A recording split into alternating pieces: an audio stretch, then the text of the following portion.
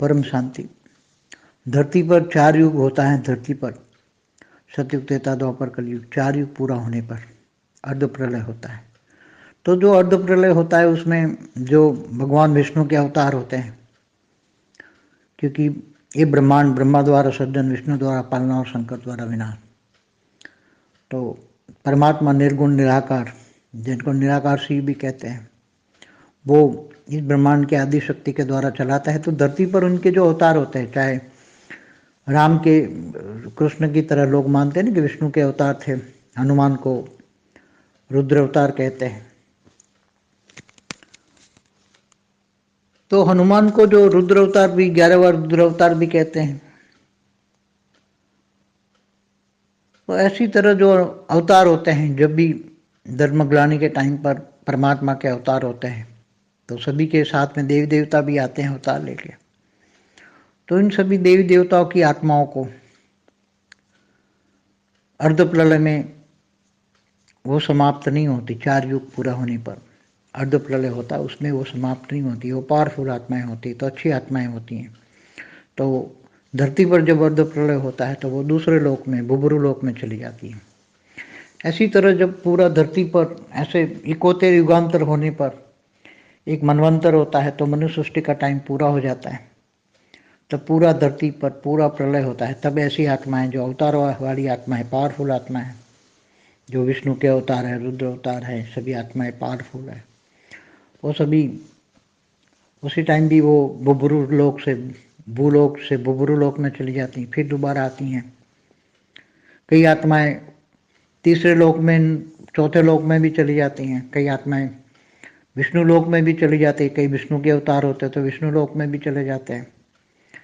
कई शंकर के अवतार होते हैं तो वो हिमालय में भी रहते हैं। कई बार शिवपुरी में, शिव शक्तिपुरी में भी चले जाते हैं शिव के अवतार। कई धरती पर रह के सेवा करते हैं। तो वैसे वैरायटी सब हैं जो भगवान के अवतार होते हैं। कई जैसे आज बताया जाता है कि शिव के 28 अवतार हुए हैं और विष्णु के 24 अवतार हुए हैं धरती पर। तो ये सारे जो अवतार होते हैं, चाहे ब्रह्मा के भी होते हैं, 33 कोटि देवताओं के भी होते हैं। जैसे रामावतार में 33 कोटि देवता बंदरों के रूप में आए थे, राम की वानर सेना बनकर। तो ये सभी आत्माएं जो हैं वो सभी यहाँ अर्ध प्रलय प्रलय में सभी रहती हैं। कल्प प्रलय में भी रहती हैं ज़्यादातर। फिर महाकल्प प्रलय जो होता है, महाकल्प प्रलय, तब महाकल्प प्रलय में वो आत्माएं, क्योंकि ब्रह्मांड की क्रिएशन है, ब्रह्मा विष्णु शंकर की क्रिएशन माना। ब्रह्मा विष्णु शंकर भी आदि शक्ति की क्रिएशन है, आदि शिव शक्ति निराकार की क्रिएशन है। तो जब निराकार महाकल्प प्रलय में पूरा ब्रह्मांड को वाइंड अप कर देता है, तब वो आत्माएं मुक्ति को पाती हैं। सब पूरे ब्रह्मांड का जो क्रिएशन है, जो ब्रह्मा द्वारा सर्जन होता है, वो सारा क्रिएशन वो पूरी मुक्ति को हो जाता है। क्योंकि शिव जब सूर्य में प्रवेश करके महाकाल अग्नि पैदा करते हैं, तब पूरे ब्रह्मांड को जलाकर, काल अग्नि में जलाकर उस आत्माओं को सबको मुक्ति दे देते हैं। जो ब्रह्मांड की आत्मा है, जो उनकी क्रिएशन है, जो शिव ने ब्रह्मा द्वारा सर्जन कराया था, विष्णु द्वारा पालना और शंकर द्वारा विनाश, वो सभी आत्माओं का मुक्ति हो जाती है। मैंने एकदम जो महाकाल प्रलय में, महाकाल अग्नि में, काल अग्नि में, परम महाकाल अग्नि माना परम अग्नि में सब समा जाता है। फिर धीरे धीरे परम अग्नि से परम वायु से परम आकाश से परम लाइट में सब कन्वर्ट हो जाता है। परम महातत्व से होकर परम लाइट में फिर दोबारा वो ब्रह्मांड का सर्जन करते हैं। तो ऐसे प्रतिपल अनंत आनंद ब्रह्मांड बनते हैं, बिगड़ते हैं। तो एक आकाश गंगा में अनंत कोटि ब्रह्मांड है। तो करोड़ों अरबों ब्रह्मांड है। जैसे साइंस वाले बताते हैं कि एक आकाश गंगा माना अरबों, सोलर सिस्टम माना ब्रह्मांड है, एक गैलेक्सी आकाश गंगा में। ऐसी अरबों खरबों गैलेक्सियां हैं एक यूनिवर्स में। ऐसे मल्टीवर्स में बेहिसाब यूनिवर्स है।